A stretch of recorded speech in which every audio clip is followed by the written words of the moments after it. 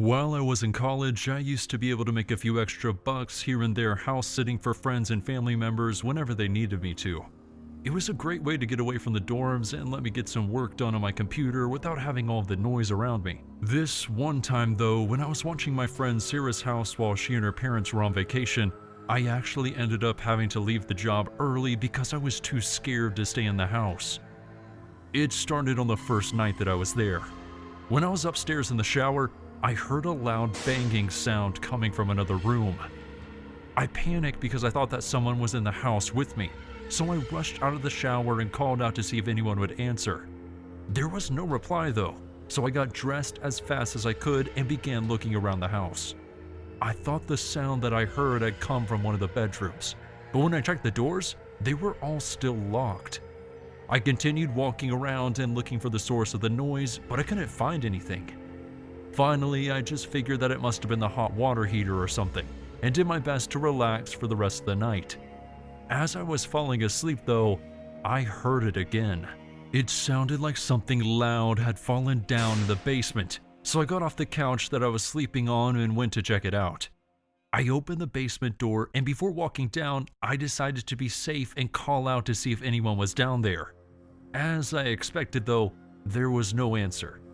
I went down the basement stairs and started looking around to see what had fallen, but I couldn't find anything on the ground. So after a minute of searching, I decided to go back upstairs. I did another lap around the house to check that all the doors were locked before laying down again and finally being able to sleep through the night. The next day I told Sarah about what happened when I spoke with her on the phone, but she said that she never heard any loud banging coming from the basement before. She could tell that I was starting to worry when the noise couldn't be explained, so she tried to tell me that it was probably just the house setting. For some reason though, it felt like something else. That night I stayed up pretty late watching TV, and by the time I fell asleep it was well past midnight. I slept for about an hour before I was woken up by the sound of banging again. Only this time, instead of coming from down in the basement, it sounded like it was coming from right on the other side of the door. I looked over to the door as the banging sound continued, and I could feel myself starting to panic. My breathing got faster and faster with each bang, and I started looking around for my phone to call for help. I found it on the floor right next to the couch, but right when I picked it up, the pounding sound from the other side of the door stopped. I looked over to it and called out to see if anyone was there, but just like the other two times, nobody answered.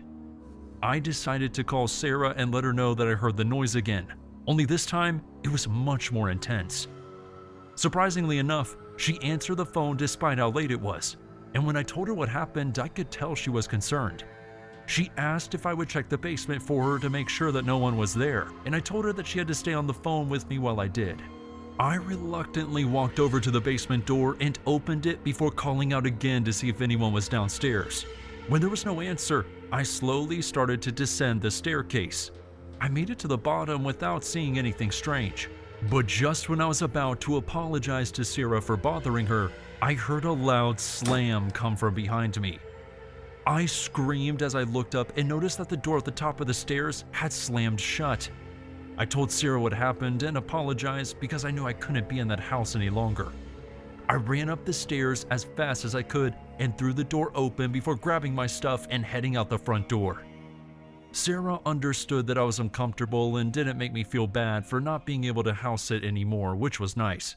But I still wish we could have figured out what was causing all that strange stuff to happen.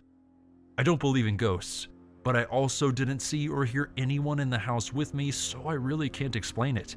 Honestly, that might be the scariest part about that experience for me.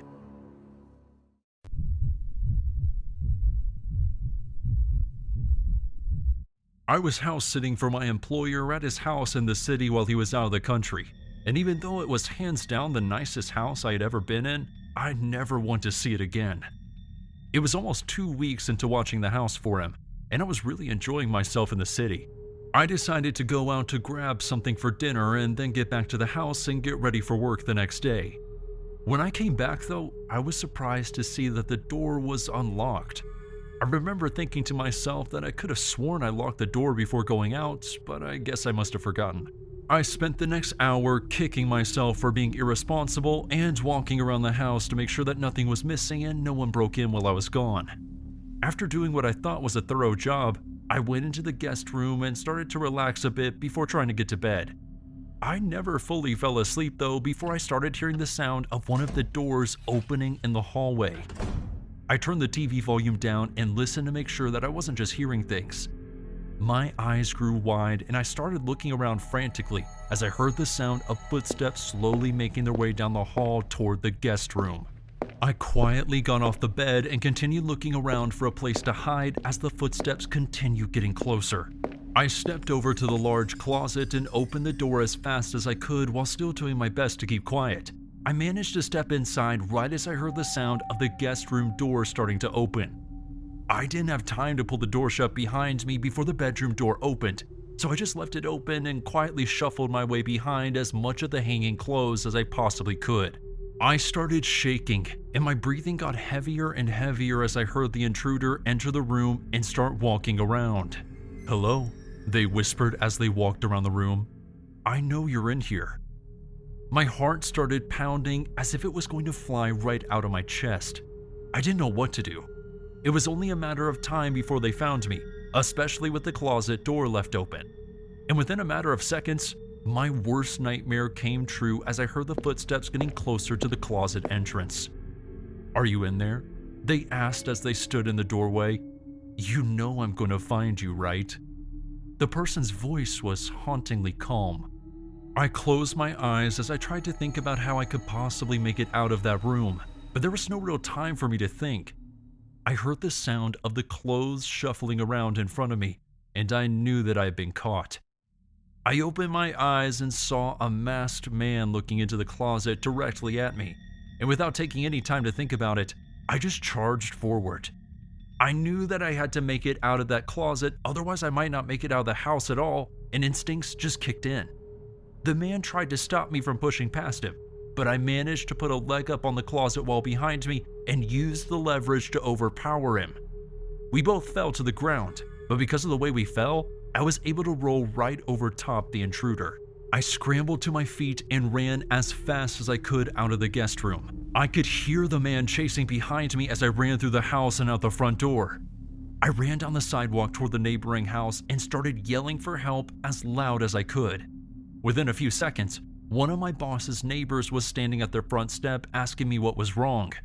I ran up to him and told him I was being chased. I'm glad he believed me, because he allowed me to go to his house with them while we waited for the police to get there. After the officers searched my boss's house, I made sure to call him and let him know what happened. He gave me a small bonus for house sitting and told me that I didn't need to stay there anymore if I didn't feel comfortable. That night I went back to my apartment and simply checked on the house after work every day until my boss got back in the country.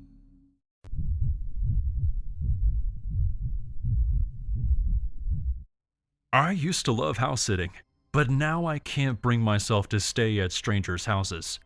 I just don't really feel safe anymore after what happened on my last job. It was about 3 years ago now when I found a posting online for a family looking for someone to watch their house that was only 2 towns over.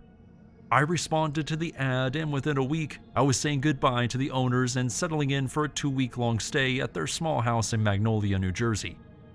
The first couple of nights were fine, and I didn't think anything weird was going on. But when I woke up one morning and noticed that there was a loose butter knife in the living room, I got concerned. I knew I didn't leave it there, but I also don't think that the homeowner left it there before leaving on their vacation either. I was really confused by it, but ultimately decided to just wash the knife and told myself that it must have been there the whole time. I should have realized I was wrong right away though, when I noticed the next morning that the toaster that I hadn't used yet was suddenly pulled out onto the counter. But again, after thinking about it, I just told myself that it was probably like that the whole time and I just didn't notice beforehand. The third day was the final straw though. As I woke up and walked out into the living room, I was stopped in my tracks by the sound of the TV playing. The volume was really low, so I couldn't hear it until I was all the way down the hallway and about to walk into the living room. But once I heard it, I knew that something was wrong.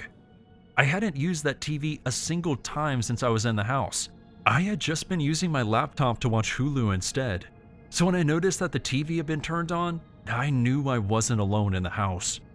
I immediately started to get nervous and couldn't help but wander through the house all day, checking every corner and hiding place I could think of to make sure that no one was in the house with me. And that night, I actually got in touch with the owner to ask if they had ever experienced that, but I wasn't put at ease by their answer. Instead of telling me that it was normal or that it had never happened before, the woman I was talking to laughed and said, "Oh yeah, I forgot to tell you, we have a ghost." I laughed it off as a joke, but there was something to her words that sounded almost sincere, and for some reason, I couldn't shake the feeling that something was very wrong in that house. That night, I hardly got any sleep as I tried to stay up and listen for anything weird going on in the house, but by the next morning, nothing had happened. I walked out into the kitchen and looked around, and although I didn't see anything out of the ordinary, I did notice that one of the paper towel rolls had gone missing. That's when I knew that whatever it was that was sneaking into the house and moving things around had to have been very stealthy if I didn't hear them from the other room at all. I couldn't stand the thought of staying in that house another night by myself without any sort of protection. So after I got some things done that day, I drove to the store and picked up 2 of those home security cameras that just hook up to your phone. When I got back to the house, I set them up in the kitchen and the living room, since those were the 2 rooms that things kept moving around in. And then I finished my day and went to bed, hoping to sleep soundly, knowing that I had a way to see what was actually going on in the house while I was sleeping. As I went to bed, I fully expected to be woken up by notifications on my phone from the camera, but I was surprised when I didn't wake up to any.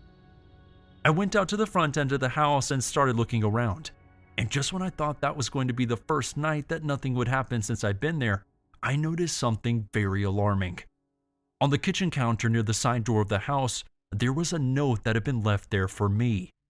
The note had 2 words written on it: "Nice cameras." And once I read it, I immediately checked the cameras to see if they captured anything. That was when I knew for a fact that the homeowner wasn't dealing with a ghost.